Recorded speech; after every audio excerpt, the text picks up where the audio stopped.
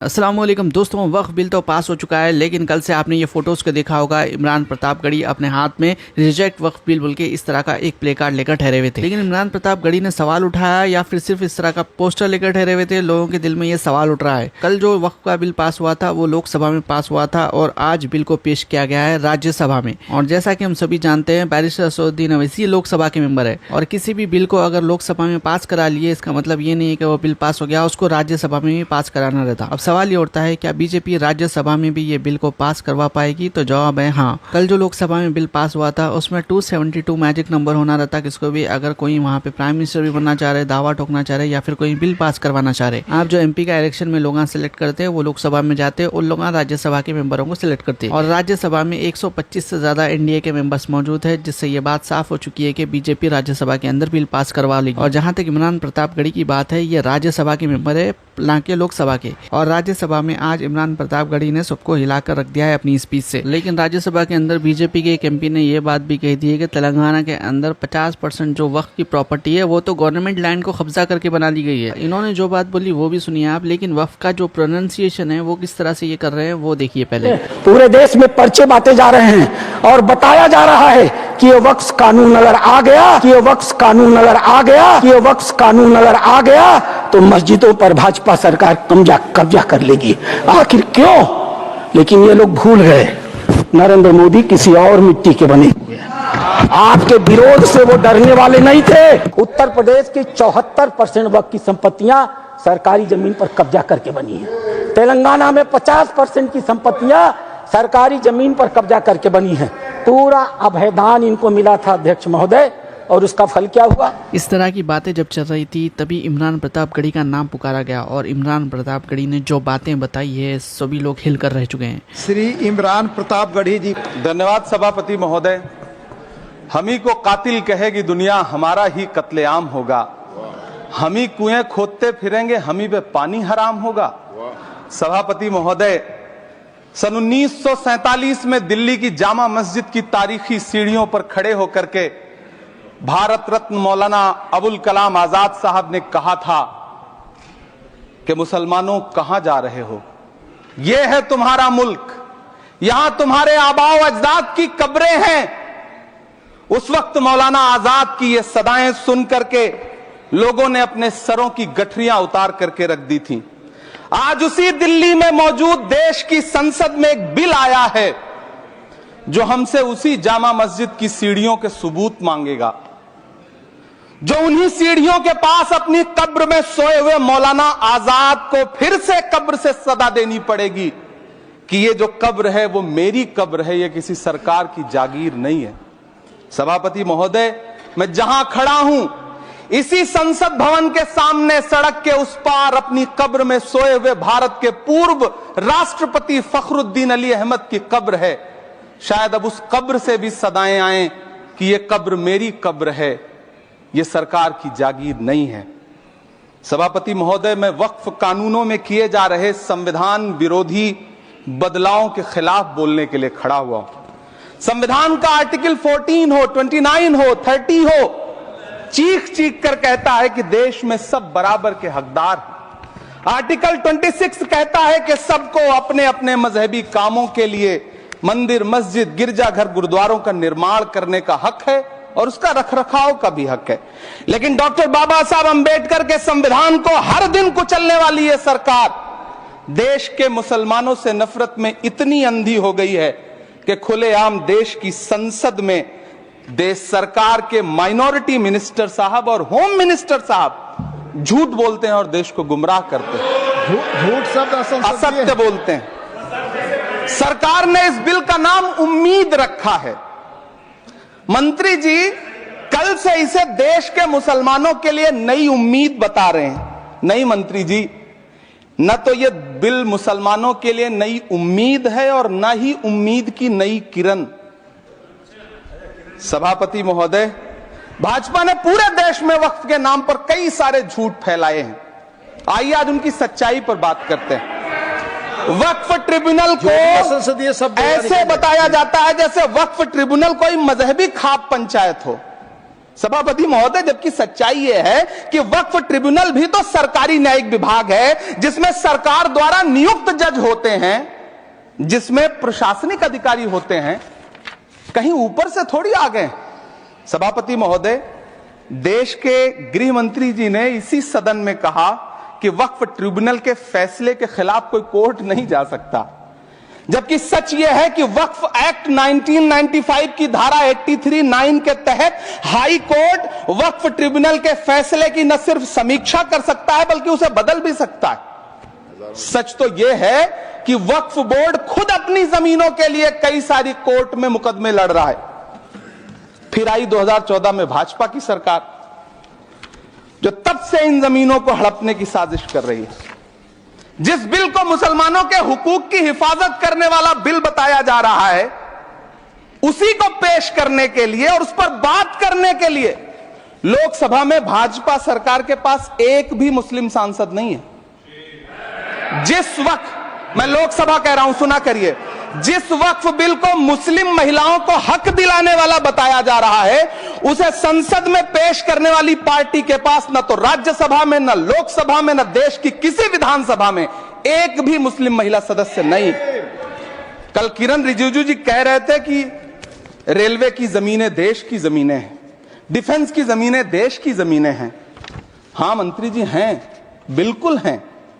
ये जो वक्फ की जमीनें हैं, ये हमारे पुरखों ने धार्मिक कामों के लिए डोनेट किया है, तो हम भी तो इसी देश के नागरिक हैं, हम भी तो इसी देश के बेटे हैं, तो वक्फ की जमीनें भी तो इसी देश की जमीनें हैं, उनको पराया क्यों बोलते हैं आप? सभापति महोदय, अशफाकुल्लाह खान जब फैजाबाद की जेल में फांसी के फंदे पर झूल रहे थे, तो इसी देश की जमीन के लिए झूल रहे थे ना। सभापति महोदय, अंडमान की जेल में काला पानी की सजा काटकर अपनी जान देने वाले मौलाना फजले हक खैराबादी हो या शेर खान अफरीदी हो, वो भी तो इसी जमीन के लिए अपनी जान दे रहे थे ना। सभापति महोदय, पाकिस्तान के खिलाफ लड़ते हुए अपनी जान देने वाले महावीर चक्र विजेता ब्रिगेडियर उस्मान हो या पाकिस्तान के पैटर्न टैंक उड़ाने वाला परमवीर चक्र विजेता वीर अब्दुल हमीद हो, वो भी तो इसी जमीन के लिए अपनी जान दे रहा था ना। और मंत्री जी, मैं इस सदन में अलल ऐलान ये कहता हूं कि जब भी इस देश की जमीन को लहू की जरूरत होगी, आपसे 2 कदम आगे इमरान खड़ा मिलेगा, ये मैं आपसे यकीन दिलाते हुए कह रहा हूं। सभापति महोदय, मैं सरकार से कहना चाहता हूं, हमसे हमारी इबादत गाहें तो मत छीनिए ना, हमारे घरों पे बुलडोजर तो मत चलाइए ना, हमारी कब्रों में तो हमें सुकून से सोने दीजिए ना। सभापति महोदय, माइनॉरिटी मिनिस्ट्री का बजट कट करके, मुस्लिम बच्चों की स्कॉलरशिप बंद करके अब सरकार कह रही है कि हम वक्फ की आमदनी से गरीब मुसलमानों का भला करेंगे। गुजरात की बेटी बिल्किस के बलात्कारियों की रिहाई के बाद उन्हें माला पहनाने वाली लोगों के नेता ये कह रहे हैं कि यह बिल मुस्लिम महिलाओं को उनका हक दिलाएगा। धन्यवाद मोदी जी, क्या बढ़िया सौगातें मोदी दे रहे हैं आप। पहले हमें गुजराते मोदी दिया, आप सौगाते मोदी दे रहे हैं। लेकिन यह सरकार इतना याद रखे कि इसी ठसक के साथ देश की संसद में सीए का कानून भी लाया गया था और कहा गया था बड़े बड़े भाषण देकर के कि पड़ोसी देशों से हिंदू भाइयों को ला करके यहां नागरिकता दी जाएगी। लेकिन मैं आपके संज्ञान में लाता हूं सर कि पिछले इतने दिनों में इनसे नागरिकता लेने के लिए 2000 व्यक्ति भी नहीं आए, जबकि इसके उलट इन्हीं की सरकार में पिछले 10 साल में 15 लाख से ज्यादा भारतीयों ने भारत की नागरिकता छोड़ करके दूसरे देश में जाकर के बस गए। यह हुआ उस कानून का अंजाम। सभापति महोदय, इसी तरह की जिद के साथ किसानों के खिलाफ भी कानून लाए गए थे। जिस तरह आज वक्फ के फायदे गिनाए जा रहे हैं, उसी तरह से किसानों को भी कृषि कानूनों के फायदे गिनाए गए थे। लेकिन अंजाम क्या हुआ? 700 किसानों की शहादत लेने के बाद सरकार को अन्नदाता किसानों के सामने घुटने टेकने पड़े और कृषि कानून वापस लेने पड़े। जिल्ले इलाही, जमहूरियत जो है वो नफरत और ठसक से नहीं चलती है, अकड़ से नहीं चलती है, उसमें सबकी हिस्सेदारी जरूरी है। कल देश के माइनॉरिटी मिनिस्टर ने लोकसभा में खड़े होकर एक शेर सुनाया था कि मुझसे कोई बदगुमान न हो, तो मैं उन्हें एक शेर सुनाना चाहता हूं कि मैं आज जद पे हूं तो इतना खुशगुमान न हो, मैं आज जद पे हूं तो इतना खुशगुमान न हो, चराग सबके बुझेंगे हवा किसी की नहीं। नीतीश कुमार जी हो, चंद्रबाबू नायडू जी हो, चिराग पासवान जी हो, जयंत चौधरी जी हो, देवे गौड़ा जी हो, जीतन राम मांझी जी हो, सबको समझना पड़ेगा कि जब जंगल में आग लगती है तो न वो बरगद बचते हैं जो हवा को आंधी में तब्दील करते हैं, न वो बांस बचते हैं जो आपसी रगड़ से चिंगारी पैदा करते हैं। सभापति महोदय, जब देश को मनमोहन सिंह साहब जैसा काबिल प्रधानमंत्री मिलता है तो देश को आरटीआई जैसा एक्ट मिलता है, सेज जैसा एक्ट मिलता है, मनरेगा जैसा एक्ट मिलता है, लिबरलाइजेशन मिलता है, राइट टू एजुकेशन मिलता है, नेशनल फूड सिक्योरिटी एक्ट मिलता है। लेकिन जब देश को सौगातें मोदी मिलती है तो क्या मिलता है? सीए मिलता है, फॉर्म्स लॉ मिलता है, आर्टिकल 370 मिलता है, इलेक्टोरल बॉन्ड जैसा एक्ट मिलता है और वक्फ अमेंडमेंट एक्ट जैसे बिल देश को मिलते हैं।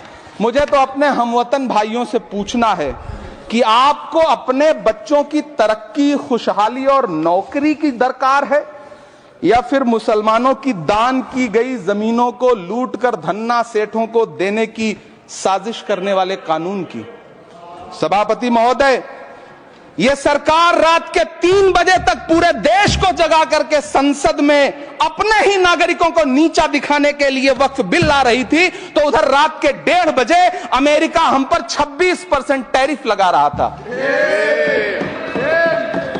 सरकार की प्राथमिकताएं देश को पता। सभापति महोदय, मैं बहुत भावुक हूं आज, और मुझे अच्छा लगा कि आदरणीय नेता सदन जगत प्रकाश नड्डा जी ने बहुत अच्छी बातें भी की, मन से बातें की। क्योंकि उनके नाम में प्रकाश जुड़ा है तो मैं उनमें हमेशा एक रोशनी की किरण देखता हूं। मैं उनके सामने बहुत अदब से यह बात कहना चाहता हूं कि चरागों के सफर में दबदबा हो आंधियों का तो फिर अंजाम जुल्मत के सिवा कुछ भी नहीं होगा। यह दुनिया नफरतों के आखिरी स्टेज पर है, इलाज इसका मोहब्बत के सिवा कुछ भी नहीं होगा। मैं भावुक हूं, मेरी पलकें गीली हैं। अगर देश की एक बहुत बड़ी आबादी को लगता है कि आप उसका भला करने के लिए नहीं बल्कि उनकी इबादतगाहों, उनकी कब्रिस्तानों, उनकी खानकाहों को बर्बाद करने का बिल ला रहे हैं, तो फिर आप अगर समझाने में नाकामयाब रहे हैं तो यह आपकी नाकामयाबी है। पहले समझाइए, उसके बाद कोई बिल लेकर के आइए, तब शायद हम आपका इतनी पुरजोर तरीके से विरोध ना करें। लेकिन सभापति महोदय, मैं अंत में सिर्फ इतना कहना चाहता हूं कि इस बिल में जो भी पॉइंट्स दिए गए हैं, बॉम्सी पोर्टल देख लीजिए, सरकार का झूठ आपको पकड़ में आ जाएगा। हम डरे नहीं हैं, हम सिर्फ सरकार से अपील कर रहे हैं कि हमें अपना समझिए। हम आपके अपने हैं, इस देश के नागरिक हैं, और आप ताकत में हैं। संख्या बल के आधार पर बिल हो सकता है आप पास करा ले, लेकिन आपको यह बात समझनी पड़ेगी कि हम तो वो तारीख हैं, जहनों में रहना है जिसे, कागजी पुर्जे नहीं जो फाड़ डाले जाएंगे। जिस जमीन पर मैं खड़ा हूं यह मेरी पहचान है। आप आंधी हैं तो क्या मुझको उड़ा ले जाएंगे? आपको यह बात समझनी पड़ेगी। आपको अगर इतना विपक्ष की तरफ से पहले जेपीसी में इतने सारे पॉइंट्स आए और उसके बाद कल से लोकसभा में और राज्यसभा में सुझाव आप सुनने को तैयार नहीं है, लोगों की शंका को दूर करने के बारे में आप बिल्कुल सोच नहीं रहे, बस आप कह रहे हैं यह बिल उम्मीद की नई किरण है। नहीं साहब, इसे भले किरण जी लेके आए हैं, लेकिन ये उम्मीद की नहीं बल्कि नाउम्मीदी की किरण है। और इस देश की एक बहुत बड़ी आबादी इस बात से खदशे में है, शक में है कि आप सीधे उनकी जमीनों को लूट करके धन्ना सेठों को बेचना चाहते हैं। मेरी अब भी आपसे अपील है कि इस बिल को वापस लीजिए। यह बिल कहीं से आपके अपने नागरिकों के लिए अच्छा नहीं है। यह बिल सिर्फ इस देश के मुसलमानों को नीचा दिखाने का और अपने एक ऐसे मतदाता वर्ग को खुश करने का बिल है जिनको इस बिल के पास हो जाने से कुछ मिलेगा भी नहीं, लेकिन आप एक नैरेटिव देना चाहते हैं, एक मैसेज देना चाहते हैं। मेरी आपसे अपील है कि कृपया ये जो सबका साथ सबका विकास का नारा है, इस नारे को रत्ती भर तो चरित्रार्थ कर दीजिए। बहुत बहुत धन्यवाद। पूरी इमरान प्रतापगढ़ी की जानिब से भी पूरी कोशिश की गई, दूसरे मुस्लिम लीडर्स ने भी आवाज़ उठाई, लेकिन नंबर्स तो बीजेपी के हाथ में है। अब देखना ही होगा आगे क्या होता है, और ऐसा ही लग रहा है कि राज्यसभा में भी ये बिल पास हो जाएगा। आप लोगों की क्या राय है इससे मुताल्लिक कमेंट ज़रूर करिए। हमारे चैनल को सब्सक्राइब कर लीजिए। इंशाल्लाह अगले वीडियो में मुलाकात होगी। अल्लाह हाफिज़।